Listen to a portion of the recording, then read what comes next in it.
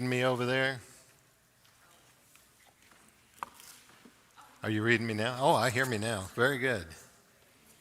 Very good, very good. Okay, the sooner I get done, the sooner you can have some refreshments. And that's a lot. Start talking. Get it done, get it done. Wow, all right. I'm glad you came this evening.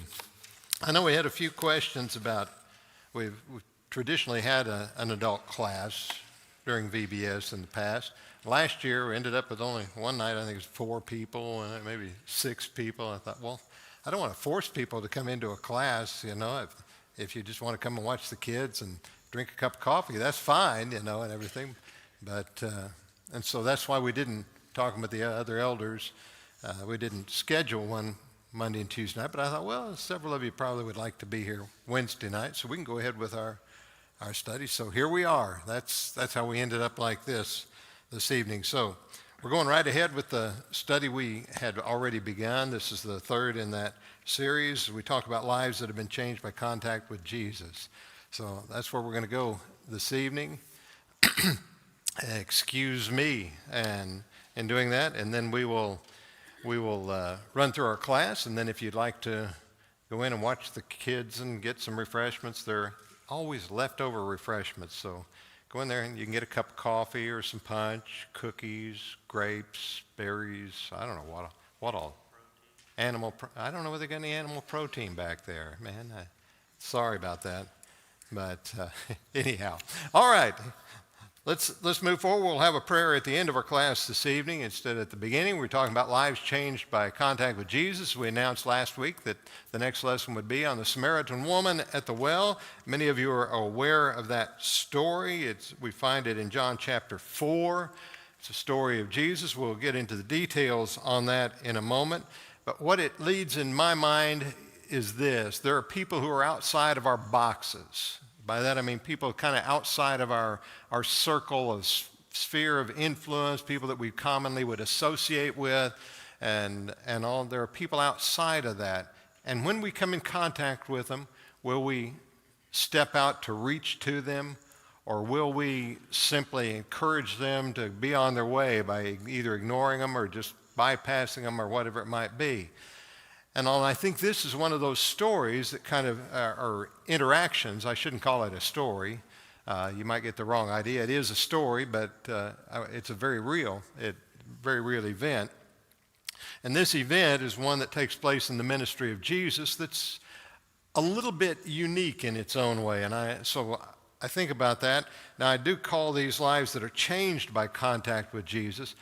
I really don't know how much this woman's life was changed after this point, but I've got a feeling it was tremendously affected by it, and so that's where we're going with this. In John chapter 4, just reading a few of the verses there, it says, beginning in verse 3, and he left Judea and departed again to Galilee, but he needed to go through Samaria. So he came to a city of Samaria, which is called Sychar, I believe that's how I pronounce it anyway, near the plot of ground that Jacob gave to his son Joseph. Now Jacob's well was there. Jesus, therefore, being wearied from his journey, sat thus by the well. And it was about the 6th hour, a woman came to draw water. Jesus said to her, "Give me a drink." For his disciples had gone away into the city to buy food. Then the woman of Samaria said to him, "How is it that you, being a Jew, ask a drink from me, a Samaritan woman? For Jews have no dealings with the Samaritans." Well, that's kind of the centerpiece of the story. If you back up a little bit in the story, we find that this meeting takes place as Jesus is on his way. He was on his way back to Galilee. What had happened, the Pharisees were giving him a lot of trouble and static, which they seemed like they did through much of his ministry. They were a lot of things going on, and he was headed back to Galilee. And we can talk a little bit later, maybe why was he leaving? Why not just confront him and deal with him there? I don't think he was leaving out of fear. I'll be honest with you. I'll be honest with you as if I'm not honest all the time. That's not a good phrase, is it? I'll tell you what I think about that right now. Jesus was on a time schedule, and it wasn't time for them to get hold of him yet. We see that as he deals with some things, tells his mother, it's not my time yet, and so forth. We see that throughout his ministry until the time arrives. But anyway, he's on his way back to Galilee, maybe to get away from the Pharisees, get away from the stress of it all, because whether we like to believe it or not, Jesus did get tired, and he did get frustrated, and he did have struggles dealing with people and so forth. So he's on his way back from down in Judea, down around Jerusalem, back to Galilee. Now Galilee, if you got your map, I didn't put a map in here. If you got your map, Galilee's to the north, Judea's to the south, and Samaria's right in the middle. Basically, you've got the main Jews divided into two parts. The southern part is the hierarchy of the Jews down in and around Jerusalem, Judea, and so forth. These are the people that think they are the main part. It's kind of like living in the coastal areas of the United States. Those are the most important people, and those of us in the middle are kind of unimportant. But that was said tongue-in-cheek, I hope you understand. But somebody called this flyover country. Who called this I'll get back to that another time. But Samaria to the Jews was truly flyover country. What many would do, the Jews that would come from Jerusalem to go to Galilee or Galilee to Jerusalem, is they would cross the Sea of Tiberias or Sea of Galilee, and then they would travel south on the east side of the Jordan River until they came to a point, and then they would cross back over the Jordan, and they would come into Judea that way. That way they did not go through Samaria. Many of them would travel that way, so they didn't associate with the Samaritans. That lends a little credence and understanding to why the woman would say to him, why do you, being a Jew, would you even be talking to a Samaritan woman? Not only is she a Samaritan, but she's also a woman, and the men, typically strange men, did not engage in conversation with women they didn't know in ordinary circumstances. So there's several things going on, but he's on his way, but it's an interesting statement when it says, but he needed to go through Samaria. We may come back to that in just a little bit, the idea that he needed to go through Samaria. Why didn't Jesus go around? Why go through? Keep that in your mind, and we'll talk about it in a little bit. And there he stops, he rests near that town, he rests by the well while his disciples go to buy food, and it says it was about the 6th hour. When's the 6th hour? Do what? Not 6 p.m. Not by Jewish time anyway, it's not 6 p.m. What? About noon, yeah. In the morning, 6 a.m. Now, Romans counted time a little differently. The Greeks counted time a little differently. But if you're counting by our time, the 6th hour of the day would be when? 6 in the morning. Typically, 6 in the morning. Did y'all know there's a 6 o'clock in the morning? Did you know there's 6 o'clock in the morning, Larry? In all seriousness. But it would most likely be about noontime that we're talking about. And so they've gone to get food to bring back, and they're going to share the food. I don't know how many of the disciples are with Jesus at this point. Maybe there's a pretty good group of them. We don't know exactly who is on the journey with him at this point. But anyway, they've gone to get food. Jesus stays there near this well. This well is old because this is one of Jacob's wells. And I think it's interesting that this was a section that was designated to Joseph. Isn't that something? Anyway, but in the midst of this, he is there and he's waiting by the well. And I get the picture in my mind, I don't know how you see, that he's pretty much there by himself. And while he's there, a woman comes out to the well to draw water. Now, typically, noontime was not the time when you went to the well to draw water. There's no explanation given to us as to why she was at the well at noontime. I've heard speculation that she was not an acceptable woman, and so she didn't come when the other women came to draw water. She came at a different time. Possibly.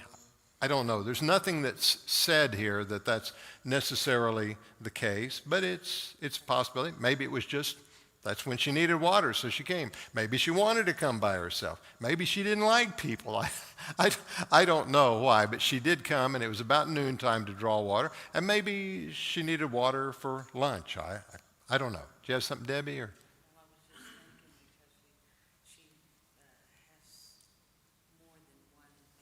Yes.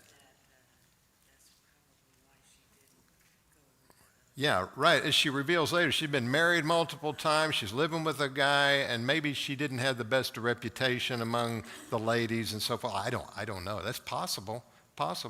And on nobody, it doesn't state for sure, but those are guesses and speculation along that line. Thinking of when he sent the 12 out in Matthew, the 10th chapter, he forbid his disciples to go to Samaria. Yes. Yeah. It wasn't the right time for them. It's interesting.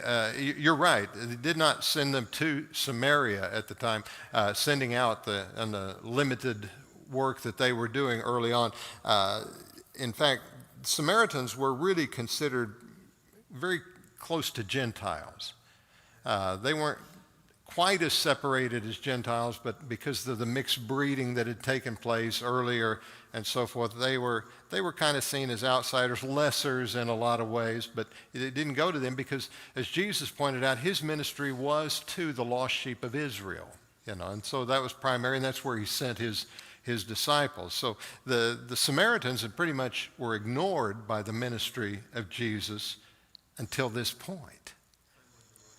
The time wasn't right. That's a good point. The time wasn't right. So here he is. They've gone to buy food, and something that caught my attention, I think, well, they've gone into town and they're going to buy food, and they're going to be with Samaritans. I guess they're going to buy food from the Samaritans, but, they're willing to do that. But things were, as you recognize, among many of the Jews, they had interesting concepts about things, and some things that you might think, well, they'd never do that. Well, they do that, but they wouldn't do things that seem very normal. But here they are. Anyway, Jesus by the well, the woman comes out there to draw water, and Jesus talks to her, and he surprises the woman, evidently, by talking to her and asking for a drink of water. So that's the setup. That's the meeting and all. Again, why exactly he came this way, we don't know. I said he needed to go through Samaria. I've got my supposition is for this event. But I can't prove that, but that's just there. So let's stop and think about the woman for just a moment. We've already pointed out a few things about her. What do we know about her? What's her name? We don't know. She remains unnamed. As many do in the scriptures, she remains unnamed. We do not know her name. We do know she was a woman of Samaria. That does not mean of the town of Samaria, it just means of the country or the region of Samaria. She was a woman of Samaria, so we often refer to as the Samaritan woman. And there are things, though, that we gather about her. She understands some things. She knows about the separation of the Jews from the Samaritans. We don't mix. We don't mingle. We're not a part of one another. If we had schools, they'd be segregated, in those days. We understand what segregation is. Those of us who have lived very long, we know what segregation has been. Growing up, there were certain parts of town where certain people lived and certain people didn't live. That was the way it was years ago. I'm not saying it's right. I'm just saying that's where we were. That's the way it was. And that's the way it was for these people. And the Samaritans did not intermingle with the others. She understands that separation, and we see that when she talks to Jesus. We also find out, as Debbie was kind of pointing out to us and getting to, that she's been married 5 times, and at the present, she's not married to the man with whom she's living at this time. She is not married to him. Okay, that sounds like 21st century America, doesn't it? I mean, there's nothing unusual about that for us, but that probably was a little bit unusual in her time. I don't know much about the Samaritans and their relationships, but it probably was a little bit unusual for that many times. But if you're thinking, you remember the story that was asked by the Sadducees or posed by the Sadducees to Jesus about the woman. How many husbands did the woman have that the Sadducees spoke to? They were all brothers, but how many of them were there? 7 of them, yeah.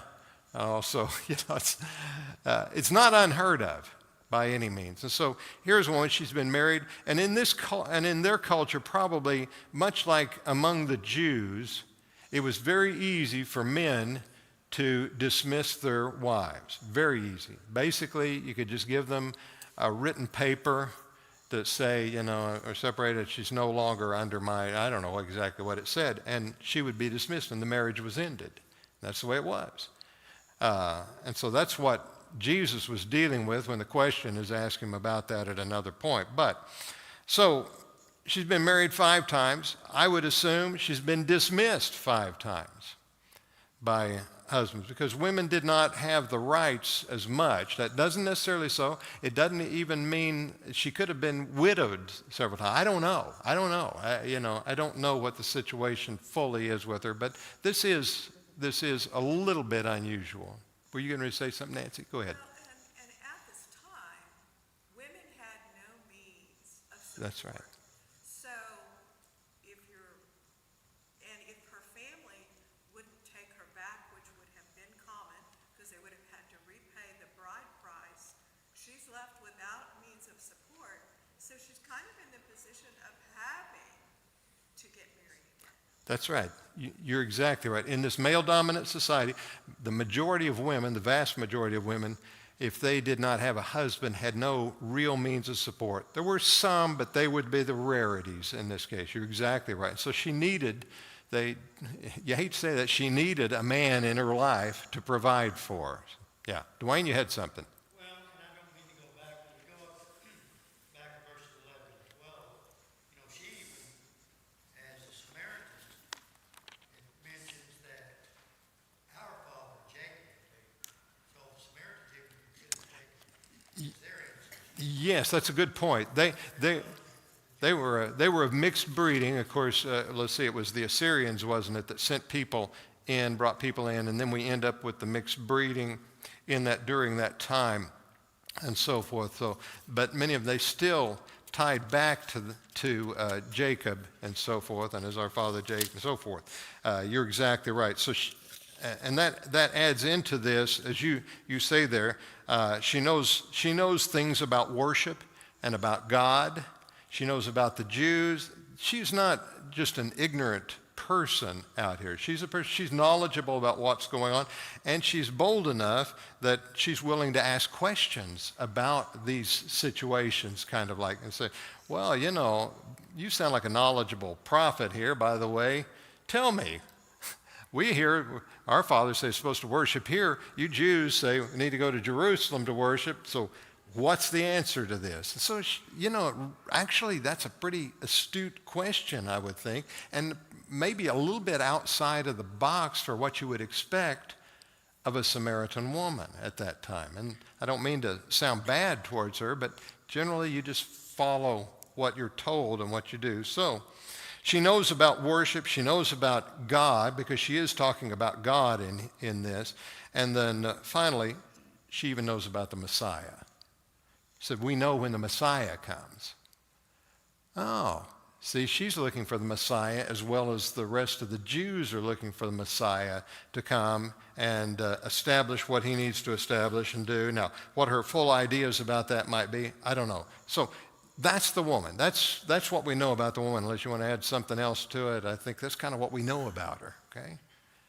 All right, so there we are. So we come into the exchange with Jesus. As we said, it begins with Jesus asking for a drink of water, and that's of a surprise to the woman.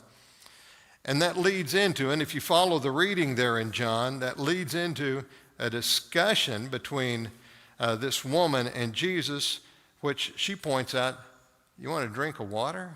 A Jew asking me for it? And she notices as they go along, he doesn't have anything to draw water with, and the well's deep. You know, it's not like you can just dip your hand down here and get it. You got to go a ways down. I don't know how far down it was to the water, but you got to dip way down to get the water. You don't have anything to draw out the water. And you know what I take from that is, you mean you want to drink out of my stuff? You, a Jew, going to drink out of my stuff? You know, we're way past the one dipper stage here, man. We can't do that. Might get COVID or something in the midst of this. I'm being facetious, but you understand what I'm saying. She's saying, you would drink after a Samaritan? You'd drink out of a Samaritan's dish and everything? And so I think that's behind that. But she says, you don't have anything to draw the water in that regard. I think it would not have been unusual if Jesus said, draw me some water, and given her a dipper. She probably would have just done that. But in this case, she wants to know, And then Jesus turns the whole thing. And this gets back to the idea he needed to go through Samaria. This gets back to that, and the discussion turns to living water. And of course, he's talking about what he has to offer on that, in that way. She doesn't yet know they're talking about something besides water. And on, she says, sir, wait a minute, you got nothing to dip with. They're in verse 11 in it. Yes, verse 11. Where do you get that living water? She says, you're going to have to clarify this business for me.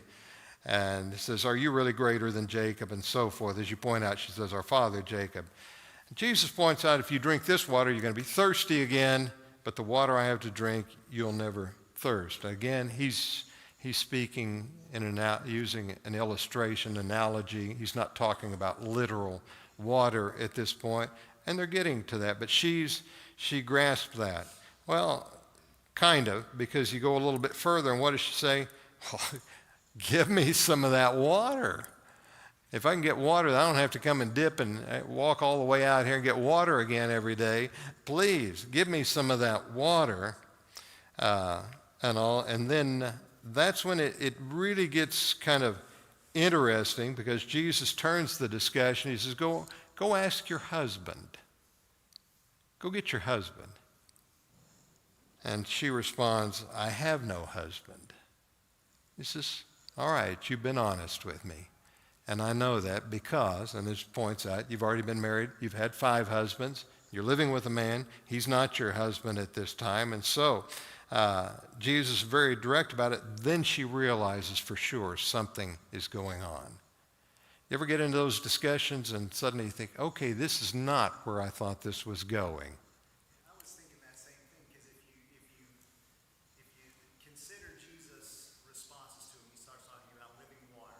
Yeah, Every one of the woman's responses are geared towards physical water. exactly. You don't have a bucket. You don't have a jar. Give me this water so that I don't have to come back here anymore, right? Yeah. So she's still thinking She's still thinking physical. in the physical realm. So I Yes. wonder if Jesus did that to say, okay, she needs a little bit more convincing that we're not talking about real water. Yeah, this is I think you're exactly right. This is kind of a nudge to take her off of the physical, to start saying, oh, wait a minute, there's something else going on here. I think you're exactly right in that, as Jesus kind of turns it. And we see him do this at other occasions, on other times. Some of the parables that he tells, he tells the story, and people are thinking very physical, and he even has to explain what he means so that they get the gist of what it is that's really being said there, because there's kind of a blindness in this regard. Anyway, so that turns the discussion. They go into spiritual matters at that time, realizing and perceiving that she believes he is a prophet. She asks him about spiritual things. Where should they worship? Is this the proper place to worship? Is that the proper place to worship? And she says, I know when the Messiah comes. And this is where it really strikes me. I know when the Messiah comes, he will tell us all things in that regard. You come down here, it says, that's in verse 25, I believe. Yeah. I know that the Messiah is coming, who is called Christ. When he comes, he will tell us. Notice what she says, he will tell us all things. In other words, he'll reveal to us what we need to know. And then Jesus does something unusual. I am he. How often does he do that? This is a rarity. Yeah, you're right, rarity. I thought was normally when he would heal or he would do a miracle, he would tell them, don't tell who I am. Just go. Exactly. That's right. So often he'd say, don't tell anybody. Just go show yourself to the priest, but don't tell who did this. This is the first time he reveals himself directly to someone. He's very, isn't it interesting that here he reveals himself here and to just strangers, it's a little bit unusual and all, but here to a Samaritan woman. You remember last week we talked a little bit about, I think they're having a good time in there, talk about Mary Magdalene being the first to see Jesus and reveal that he is alive to others. And then we've got this Samaritan woman, and she is one who he blatantly tells, I am the Messiah. Because other times he he kind of gets around the question in that regard quite often. Yeah. Again, we see his respect and dignity for women. Okay. Yeah, just like we talked last week, we see he doesn't put them down and differentiate and say, no, I can only talk to the men or something, but he has a great respect for the women and their participation with him in this regard. That's very good. Okay, so he reveals then that he is the Messiah to her. At that time, the disciples start coming back that have gone into town to get the food. They come back evidently with the food, and she leaves her water pot and takes off. And what does she do? Says, guys, you need to come out here and meet this guy. Could it be the Messiah? It's a guy, I've met a man that has told me, what does she say? Has told me everything about me. Let's see, water pot. Oh, here it is, verse 29. Come and see a man who told me all things I ever did. Could this be the Christ? Christ Messiah, same thing. She says, told me all things. She is truly caught up in his ability to fathom her life in that way, because she doesn't know him, he doesn't know her as far as she knows, and yet he is about her life. Okay, Dwayne, and then back, Debbie. Go ahead. That part right there, kind of what you were talking about earlier, a lot of people think maybe she came out at this time because she was considered a person filled with repute or not well thought of.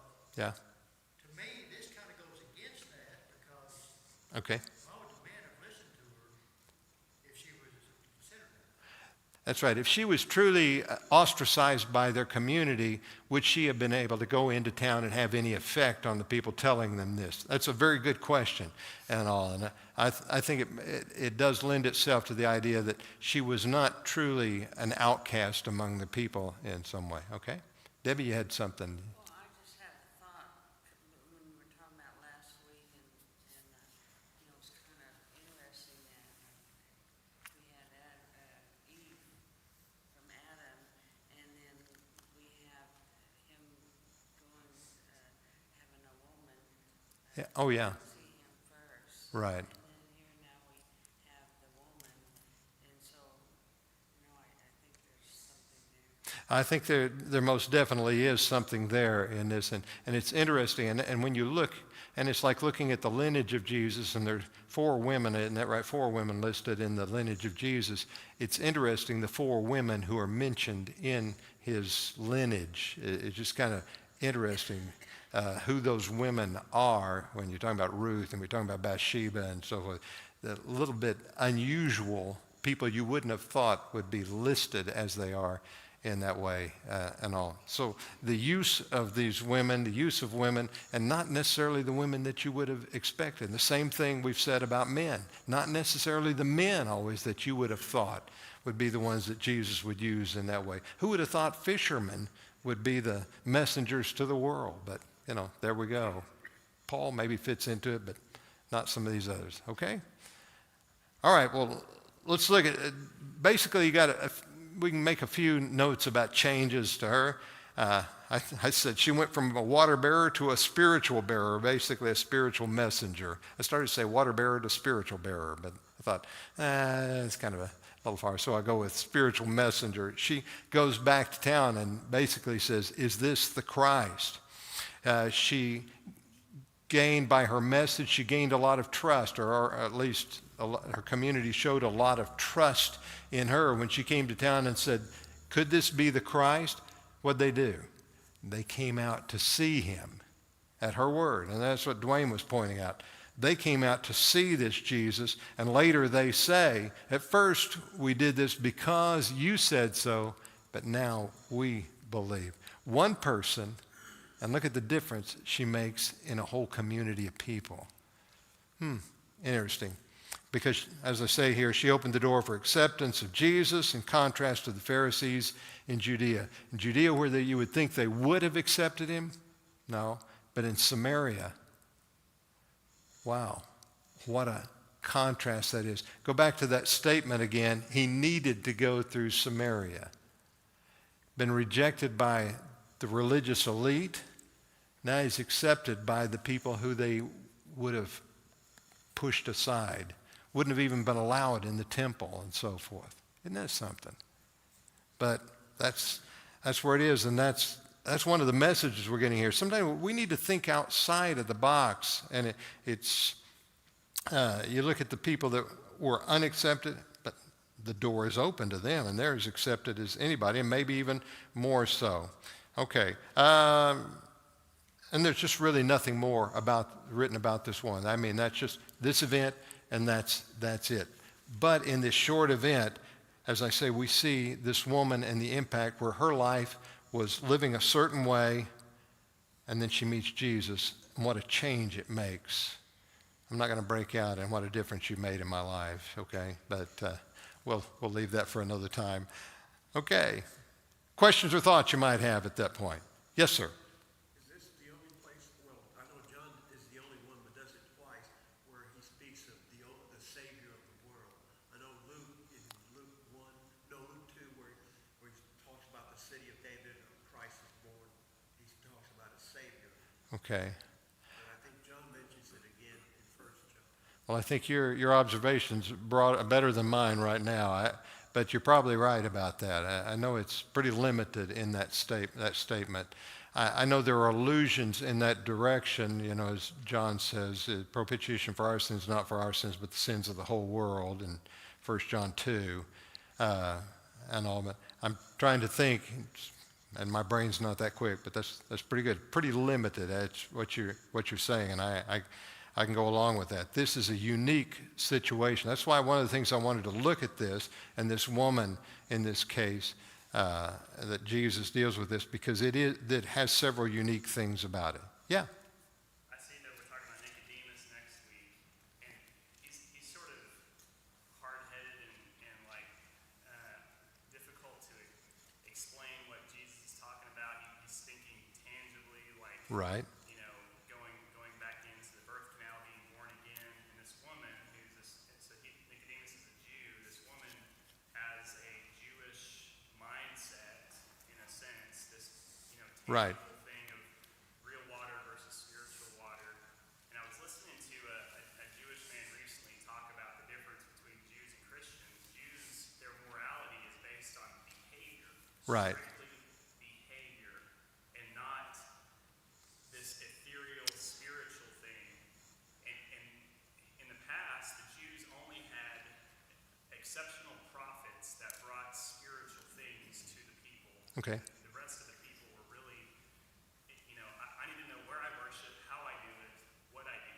Right. And Christ what he's doing is updating that. He's basically saying, there was a time when we knew where to worship. We Right. worshiped on this mountain, we worshiped on that mountain. I'm updating things. We're going to worship in a true sense, a spiritual sense, Right. not just this behavioral pattern. And that's what he does in Matthew 5 in the Sermon on the Mount. He's updating this behavioral mindset to a mindset of more than that, more than just the importance of what I do, but it's why I do what I do.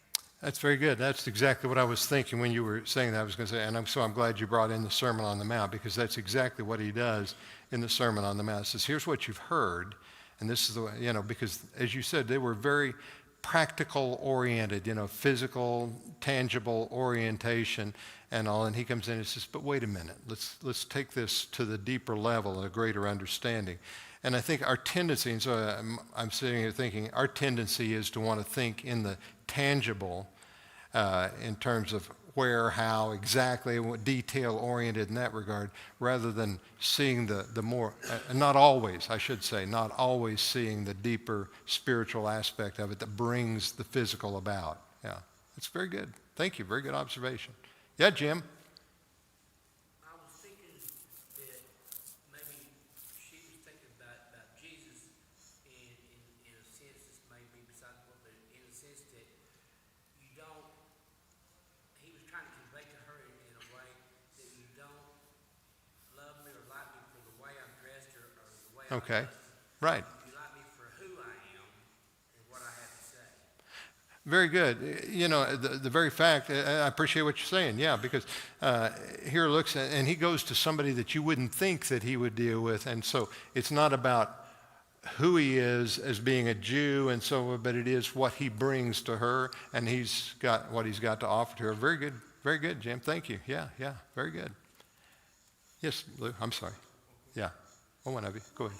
He's also teaching his disciples, because here they come back and he's talking to a Samaritan, and a woman. That shouldn't have happened.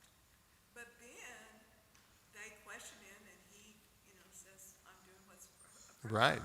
But then they stay in that community for 2 more days. That's right. Which Jews did not do that. So think about how mind-opening, stepping out of the box this is as his example for his disciples. For his close disciples.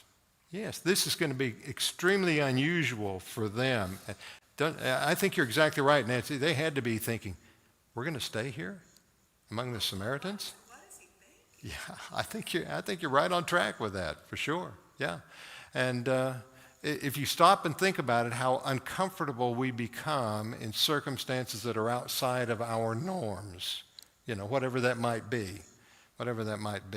Culture, race, or ethnic, not ethnic, economic group, or whatever. When we're there, how uncomfortable that can be for us. And don't you know, these guys felt very thinking, what are we doing here? They probably had to go home with families they did not notice. There you go. Very good.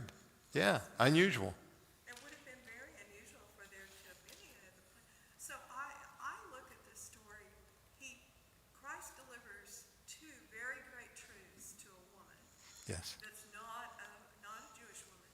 But then he also provides such a teaching opportunity for his disciples to get them thinking beyond the tangible they know, which is we follow these laws, we live in this Right. box, we do it like this. Yeah, they had their box, you're right, and that's what they understood. And I think that's a very common human tendencies. We develop our box, and we stay within our box. We've got our outline, and then I'm okay as long as I fit within that. And so this takes them outside of that. I think you're right on track. You had something, Blue? Well, the thought came to mind that the time was right, and he was maybe fulfilling Isaiah's prophecy of the light to the Gentiles. Light to the Gentiles, yes, it goes back to Isaiah, and so you're right. And you kind of see the opening salvos here of that very thing. Yeah, Jim, didn't you have your hand up, Jim? Oh, okay, Larry, go ahead. Notice another way to look at that too is he's kind of laying the groundwork for spreading the Christianity and religion beyond Israel. Right. This is one of I believe it's the first place that we actually get a hint that it's going outside. Right. You cannot, if you're worshiping on a mountain or if you're worshiping in a particular temple, you've got 7 billion people. You can't do it. That's right. And he's beginning to say it's not whether it's in this mountain or in Jerusalem, it's about worshiping God in spirit and in truth. God is spirit. He wants us to worship him and worship him in spirit and in truth according to his very nature. Yeah, you're exactly right. You can't limit it that way. You're right on track. Jim, you had something else. Whenever he talked to her and he told her, all she had done, and she marveled at that. Yeah. So she goes and tells the people about it, and, said, could this be the Messiah? Well, he has opened the door right there for the Christianity to come in.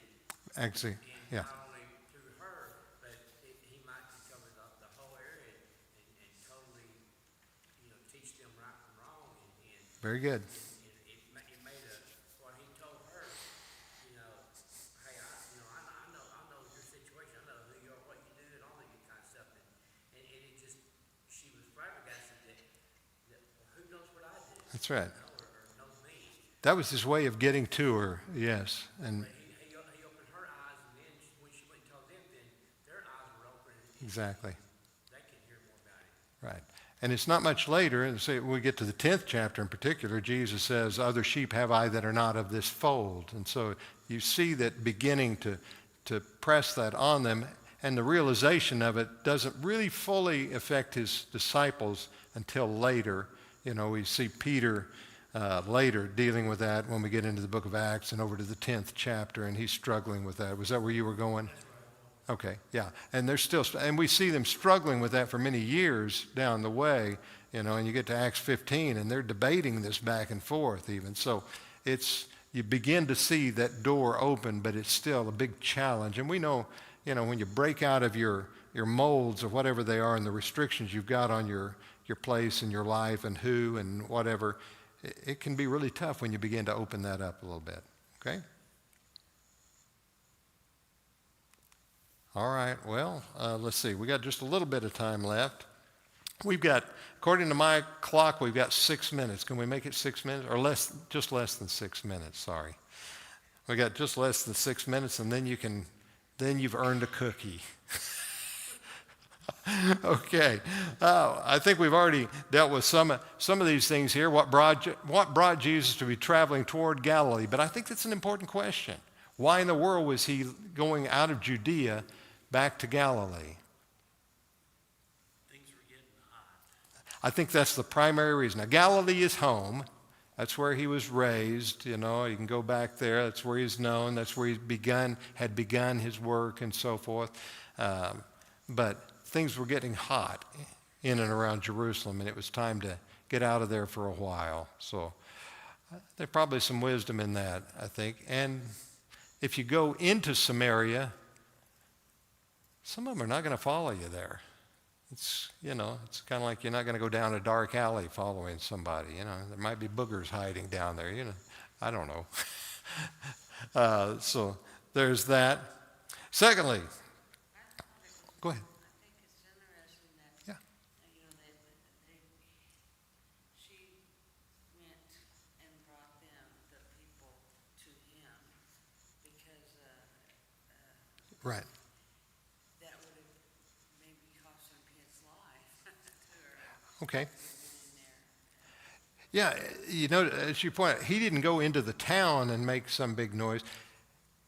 The woman came to him, and then the woman goes, and she brings the people to him. And that would have been unnerving in itself, but yeah. That were more interested in Yeah. knowing the Messiah than the others.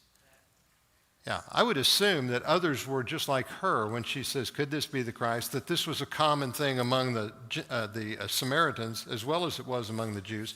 We're looking for this. Could this be the guy? And at this time, there was a heightened awareness of these things. John the Baptist in particular had brought this heightened awareness. It was like, this should be soon. John said the kingdom of heaven is at hand. They're ready for something to happen at this point. They're not thinking, just another blowhard, No, this really is something that's coming their way. Okay? Any other thoughts in regard to question number 2? Any other thoughts of why it would say that Jesus needed to go through Samaria? What do you think?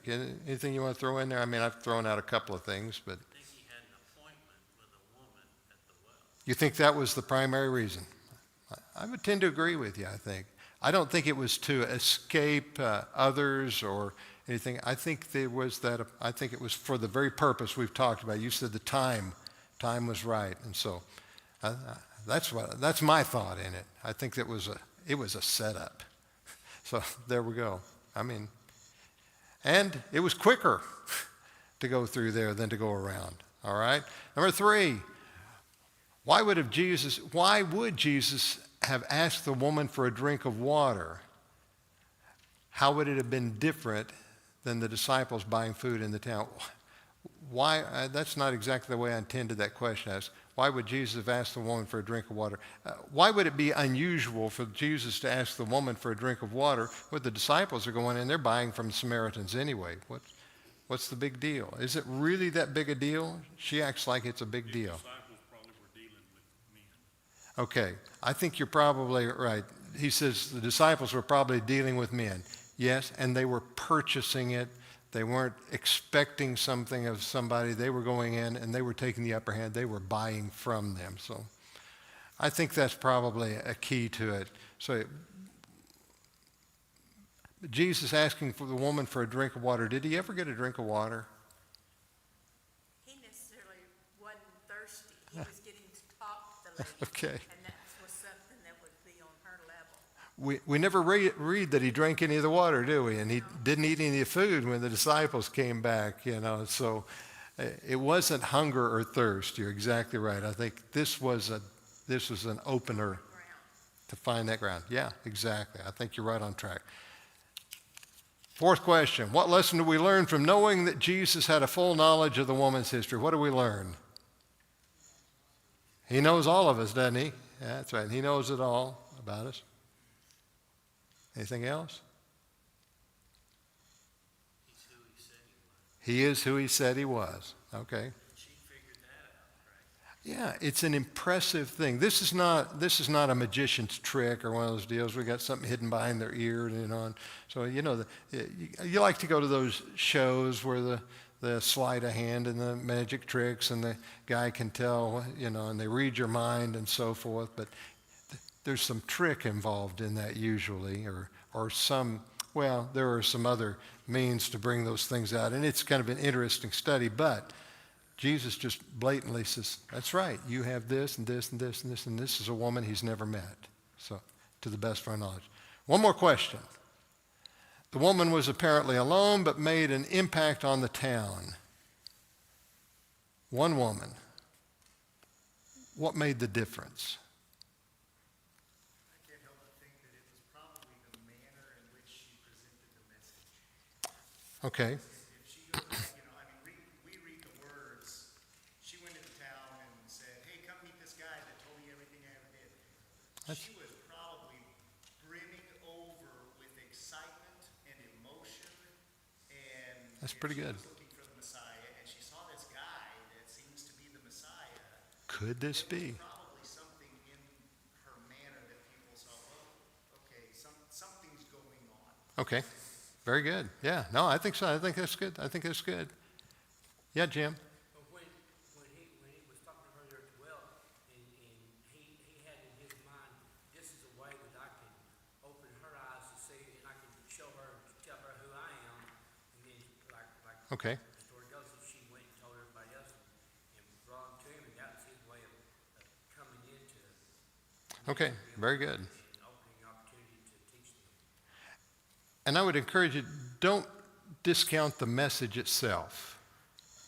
What she is presenting is very important. That she knows that people are anticipating, wondering about this, and she comes with this message. You're right. I think she was passionate about it. She was excited. She was wondering. I think that all played into it. And I think then the message itself, when we know what people are looking for, then the sale is so much easier. You know what they need, what they desire, what they're looking for. You bring that to them, they're going to jump on it. You know, if it's the right time of day, you put that worm on that hook and you put it in the water, that fish is going to grab it in a hurry. Yes, sir. Wait a minute. Dwayne, you had your hand. Well, and we already know that the scribes and Pharisees, Sadducees, how much they despise Jesus. Right.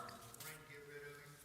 It makes me think, if they had known what he was doing here, they would have tried to take him right then. They would have been thoroughly involved. Okay. Point. They said, this guy needs to go away now. It's good. That's good observation. Good observation. If they had known what he was doing there, they would have. Yeah. So getting away from them and doing this made a difference at this point. Very good. And then you had something, Trey, and then Bill.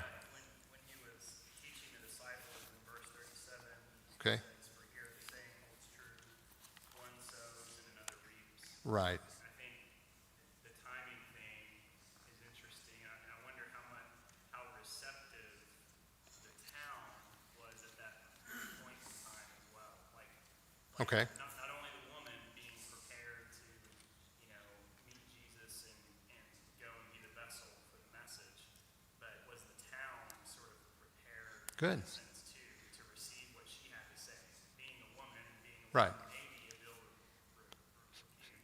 So the appointment was not just for the woman, but for the entire town as much, the receptive time. Very good. Yeah. Okay. I think there's also probably a reason she was the one who was there. Talking Okay. about an appointment with Right. a person, I think that's part of it. Yeah. Something about her that made Do you believe it really was providential that he was there exactly with that woman and her needs and that opportunity? I can go along with that. I agree with you. Yes. Yes, ma'am. I think it's the passion, like you said, the passion, because she had 5 husbands, and she didn't maybe know the love that Christ gives. Okay. It's a different type of love. Could be. And so I think with that passion thing and it just, she would be beaming. She would be Okay. beaming, not, like you said, with joy, overjoyed, but just beaming, that you wouldn't be able to stop. Yeah, I think she truly would have been amazed at what she saw with Jesus. I think you're exactly right. Yes, sir. Okay, one more thing. One more. And the other thing I'm looking at here, and I don't know completely, but the Samaritans obviously knew that, or believed that the Messiah was coming. And they knew Yes. the lineage he was going to be coming through. They knew he was going to be Jewish. Right. So she asked the question, could this be the Christ? Yes. So more than likely, that they figured, okay, wait, we've had a Jew been talking to her? Yeah. So The- another reason they probably wanted to go out and see. They want to go out and see really who this guy is, and is he of the right lineage and everything else. Yeah, truly be that way. Okay, well, next Wednesday evening, we'll be looking at, as Trey or somebody pointed out a while ago, we'll be talking about Nicodemus and Jesus' contact with Nicodemus. And we'll talk about that next Wednesday evening. Let's have a word of prayer and we'll dismiss. Again, dear Father, as we look to your word and the examples and the people that were taught and the works that Jesus did, it amazes us to see how he affected the lives of people like this. And as we think about this woman whose name we don't even know, we recognize your wisdom and how it worked and how it worked with people. And Father, help us to have our eyes open. Help us to see very clearly your work and your word and the desire that you have for our lives, and help us to be in some way like her, an avenue to spread the gospel to others. And it is in Jesus we pray. Amen.